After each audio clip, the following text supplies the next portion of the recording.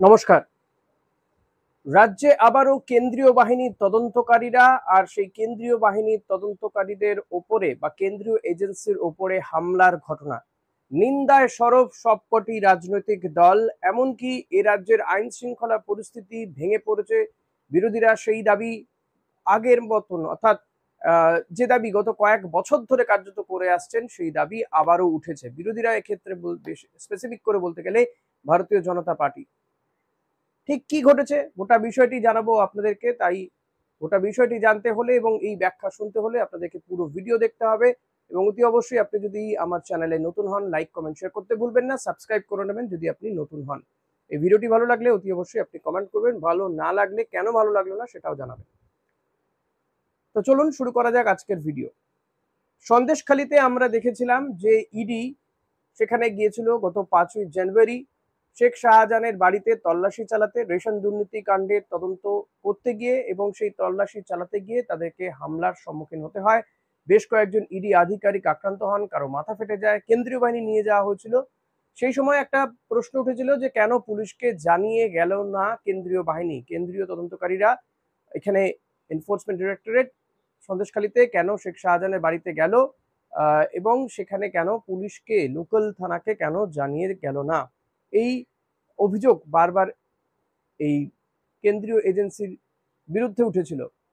তারপরে তা নিয়ে বিস্তর জলঘোলা হয়, সেই তদন্ত চলছে। এখন শেখ শাহজাহান তিনি রয়েছেন কেন্দ্রীয় এজেন্সির হেফাজতেই রয়েছেন। রেশন দুর্নীতিকাণ্ডের তদন্ত, তারপরে তার বিরুদ্ধে একাধিক অভিযোগ, নানান বিষয়ে গড়িয়েছে, জল গড়িয়েছে অনেক দিক। এবং আমরা বারবার শুনছি এই লোকসভা নির্বাচনের প্রচারে এই বিষয়টাকে ইস্যু করার জন্য বারবার সোচ্চার হচ্ছেন এমনকি দেশের প্রধানমন্ত্রীও, বিজেপি নেতারা তো বটেই।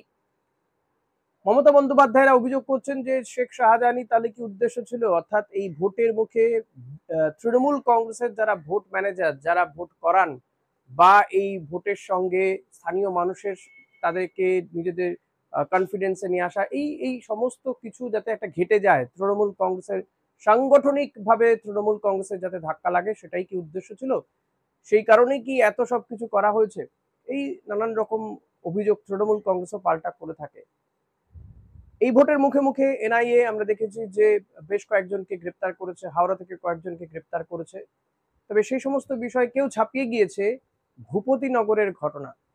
আপনারা জানেন যে 2022 সালের ডিসেম্বর মাসে ভূপতিনগরে একটা বিস্ফোরণের ঘটনা ঘটেছিল, তাতে বেশ কয়েকজনের মৃত্যু হয়েছিল। 3জন মতন মারা গিয়েছিলেন, কয়েকজন আহত হয়েছিলেন।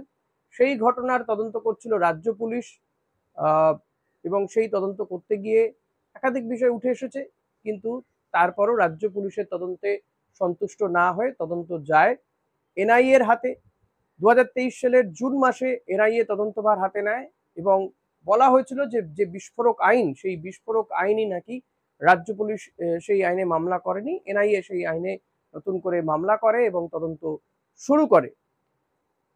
তৃণমূল কংগ্রেসের অভিযোগ যে হঠাৎ করে এই ভোটের মুখে মুখে এনআইএ আবারও সক্রিয় হয়েছে, কারণ বেশ কয়েকজন 7 থেকে 8 জনকে এনআইএ তলব করেছিল, যারা কেউই এনআইএ তলবে সাড়া দেননি। আর হঠাৎই গতকাল অর্থাৎ আজকে ভোরের দিকটায় এনআইএ সেখানে যায়, তল্লাশি চালায় এবং তল্লাশি চালাতে গিয়ে দুজনকে গ্রেপ্তারও করে। প্রথমে আটক করা হয়েছিল, কিন্তু এটা করতে গিয়েই যখন এই দুজনকে অভিযুক্তকে আটক করে এনআইএ নিয়ে যাচ্ছে, তখন কিন্তু তাদের সঙ্গে কেন্দ্রীয় বাহিনী ছিল এবং নিয়ে যাওয়ার সময় সময় এলাকার মানুষজন এনআইএ এর উপরে, এনআইএ এর যারা আধিকারিক ছিলেন তাদের উপরে আবারও হামলা করেন। অর্থাৎ আবারও এই কথাটা বলছি যে আবারও কেন্দ্রীয় এজেন্সির উপরে হামলার ঘটনা ঘটেছে। কারণ আমরা দেখলাম সন্দেশখালীতে যে হামলার ঘটনা ঘটেছে, ইডির উপরে হামলার ঘটনা, গোটা দেশ জুড়ে তার বিরুদ্ধে সোচ্চার হয়েছিলেন বিজেপি নেতারা। এমনকি এ রাজ্যে সিপিএম কংগ্রেসও এই ঘটনার সমালোচনা করেছিল। তাদের বক্তব্য ছিল যে শাহজাহানের বাহিনী এই হামলা চালিয়েছে ইডির উপরে। পরবর্তীতে শাহজাহান তিনিও নিজে স্বীকার করেছেন যে তিনি ভয় পেয়ে গিয়েছিলেন, গ্রেপ্তারির ভয় পেয়েছিলেন, তাই এই হামলার ঘটনা ঘটেছিল। তিনি ফোন করে লোকজনকে, তার যে অনুগামীরা রয়েছেন, দলবল রয়েছে, তাদেরকে তলব করে তাদেরকে ডেকেছিলেন এবং তারপরেই একেবারে পরিকল্পিত এই হামলার ঘটনা ঘটেছিল। এখানেও যে দেখা যায় হামলার ঘটনা, তবে এক্ষেত্রে পরিকল্পিত কি পরিকল্পিত নয় সেটা পরবর্তীতে জানা যাবে, কারণ এক্ষেত্রে এনআইএ কিন্তু একেবারে ইনফর্ম করে গিয়েছিল এমনটা নয়, ইনফর্ম করে যায়নি। তবে হ্যাঁ, স্থানীয় থানায় জানিয়ে গিয়েছিল যে কারণে আর স্থানীয় ফোর্স বা থানাকে জানানোর পরে পরে সেখানে পুলিশ ফোর্স দেওয়ার আগে পুলিশের বক্তব্য যে পুলিশ ফোর্স দেওয়ার আগে আগেই এনআইএ সেখানে ঢুকে পড়ে আর হামলার ঘটনা ঘটে যায়। তাতে বেশ কয়েকজন এনআইএ এর আধিকারিক আহত হয়েছেন অল্প বিস্তর। এনআইএ এর অভিযোগ যে দুজনকে গ্রেপ্তার করা হয়েছে তারাই মূল চক্রী এই ঘটনায়, ভূপতিনগরে বিস্ফোরণের ঘটনায় তারাই মূল চক্রী। কিন্তু তৃণমূল কংগ্রেসের অভিযোগ যে হঠাৎ করে এই কেন্দ্রীয় এজেন্সিগুলো এই ভোটের যখন আদর্শ আচরণবিধি লাগু হয়ে গিয়েছে তখন কেন এত সক্রিয়তা দেখাচ্ছে? তাহলে কি কোথাও গিয়ে এই কেন্দ্রীয় এজেন্সিগুলোকেও বিজেপি ভোট বৈতরণী পার করার জন্য ব্যবহার করছে? আমরা দেখলাম যে অরবিন্দ কেজরিওয়ালকে গ্রেপ্তার করা হয়েছে। তারা বলছে তাদের বেশ কয়েকজন আরো মন্ত্রীকে গ্রেপ্তার করা হতে পারে। মমতা বন্দ্যোপাধ্যায় ঠিক সেই অভিযোগ করছেন যে অরবিন্দ কেজরিওয়ালকে গ্রেপ্তার করা হয়েছে। অর্থাৎ এই যে জাতীয় তদন্তকারী সংস্থাগুলো এনআইএ কিংবা ইডি, সিবিআই, ইনকাম ট্যাক্স এদেরকে ব্যবহার করছে কেন্দ্রীয় সরকার অর্থাৎ কেন্দ্রের শাসক দল বিজেপি ভোট বৈতরণী পার হওয়ার জন্য। এক্ষেত্রেও সেটাই করা হয়েছে। মমতা বন্দ্যোপাধ্যায়ের অভিযোগ তাদের সংগঠনকে দুর্বল করার জন্য এবং তাদের যারা ভোটটা পরিচালনা করে থাকে, ভোট ম্যানেজার যাদেরকে বলা হয়ে থাকে, তেমন লোকজনের তালিকা নাকি বিজেপি নেতারাই এর আগে এনআইএ এর এক আধিকারিকের সঙ্গে বৈঠক করেছেন, গোপন বৈঠক। সেই বৈঠকে তাদের নাম দিয়েছেন আর বাছাই করে করে সেই সমস্ত নেতাদেরকেই গ্রেপ্তার করছে এই কেন্দ্রীয় এজেন্সিগুলো, এক্ষেত্রে এনআইএ। ফলত এই হামলা, জনরোষ, মমতা বন্দ্যোপাধ্যায়ের বক্তব্য একেবারে রাত বেরাতে, ভোর রাতে যদি কেউ চলে যায় সেখানে অপরিচিত লোকজন তাতে, এবং তাদের পরিচিত লোকজনকে অর্থাৎ গ্রামবাসীদের উদ্দেশ্যে তার বক্তব্য বা গ্রামবাসীদেরকে উল্লেখ করে তার বক্তব্য, পরিচিত লোকজন অপরিচিত লোকজনকে দেখলে এবং তাদের মধ্যে থেকে কাউকে তুলে নিয়ে যাচ্ছে দেখলে তো এটা স্বতঃস্ফূর্ত হামলা হয়েছে গ্রামবাসীদের পক্ষ থেকে, এর মধ্যে অন্য কিছু নেই। রাজনীতি খোঁজা যাবে না এমনটা তাদের বক্তব্য। তবে তার শোনে কে?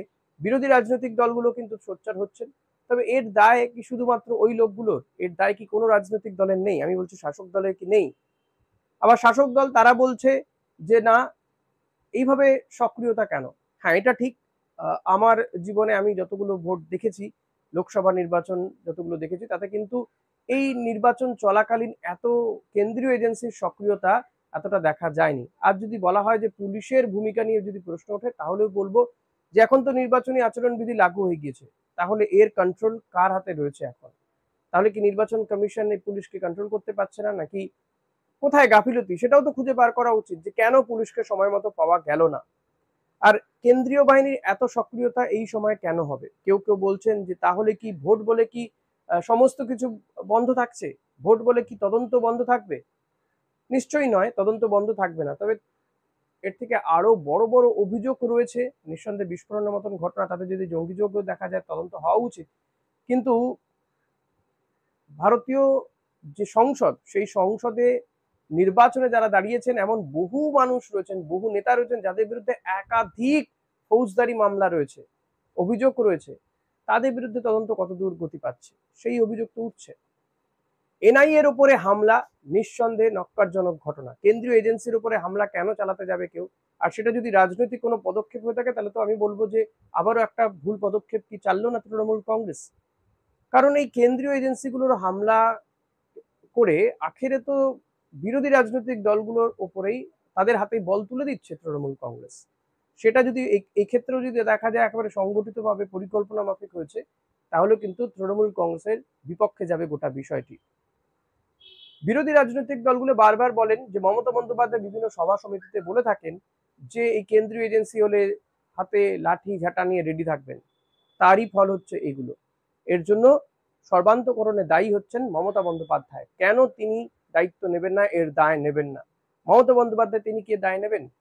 নাকি নির্বাচন কমিশন পরিষ্কার করে জানাবে যে ঠিক কি হচ্ছে, কেন এই নির্বাচনের সময় সময় কেন্দ্রীয় বাহিনীর এত তৎপরতা দেখা যাচ্ছে? তার একটা সদর্থক উত্তর নির্বাচন কমিশনকেও দিতে হবে, কারণ বিভিন্ন বিরোধী রাজনৈতিক দলগুলোও বলছে যে নির্বাচন কমিশন পার্টিকুলার একটি রাজনৈতিক দলের হয়ে কাজ করছে। ফলত নিরপেক্ষ নির্বাচন তো প্রত্যেকেই চায়। সেই জায়গা থেকে কমিশনেরও দায়বদ্ধতা থেকে যায় তাদের বক্তব্য রাখার জন্য। এখন দেখা যাক কে কবে তার দায় নেয় এবং এই ঘটনা আদপে নির্বাচনে কতটা এফেক্ট হয়। কারণ সন্দেশখালী পরে পরে আবার একটা ভূপতিনগর, এই ধরনের ঘটনা কি বাড়তেই থাকবে? অর্থাৎ ভাবমূর্তি কি কোথাও নষ্ট করাটাই মূল উদ্দেশ্য? ভাবমূর্তি কি নষ্ট হচ্ছে না? যদি তৃণমূল কংগ্রেস এটা ভাবে যে কেন্দ্রীয় এজেন্সির উপরে হামলা করে তারা পার পেয়ে যাবে, আদৌ কি পার পাওয়া যায়? শেখ শাহজাহান কি পার পেয়েছেন? বাঁচতে পেরেছেন? তাকে তো রাজ্য পুলিশই গ্রেপ্তার করেছে, তুলে তাকে দিতে হচ্ছে সিবিআই ইডির হাতে তুলে দিচ্ছে। লাভ কি হচ্ছে? লাভের লাভ কিছু হচ্ছে না, মাঝখান দিয়ে বদনাম হচ্ছে, এই রাজ্যের বদনাম হচ্ছে, রাজ্য সরকারেরও বদনাম হচ্ছে, শাসক দলের বদনাম হচ্ছে। তো শাসক দল এটা বোধহয় ভাবা উচিত তাদেরও, এবং এটা নিয়ে রাজনীতি তো হবেই, কারণ এখন ভোট, আর ভোটের তো সবই ইস্যু, ইস্যু নয় কোনটা। দেখা যাক এই বিষয়টাকে শাসক দল কিভাবে হ্যান্ডেল করে আগামী দিনগুলোতে, আর বিরোধী রাজনৈতিক দলগুলোই বা এই বিষয়টাকে কোন জায়গায় নিয়ে যায়। লোকসভা নির্বাচন দোরগোড়ায় একাধিক বিষয় ঘটছে, একাধিক ঘটনা ঘটছে, ফলত সেই ঘটনার যেমন আমরা সাক্ষী থাকছি, আপনাদের সামনেও সেই ঘটনা তুলে ধরতে চাইছি, ব্যাখ্যা করতে চাইছি আমাদের যা আমরা গত কয়েক বছর ধরে দেখে আসছি এবং যা বুঝতে পারছি তার উপর ভিত্তি করে। ভিডিওটি ভালো লাগলে অতি অবশ্যই লাইক, কমেন্ট, শেয়ার করতে ভুলবেন না। আপনি চ্যানেলে নতুন হলে সাবস্ক্রাইব করে নেবেন। ধন্যবাদ।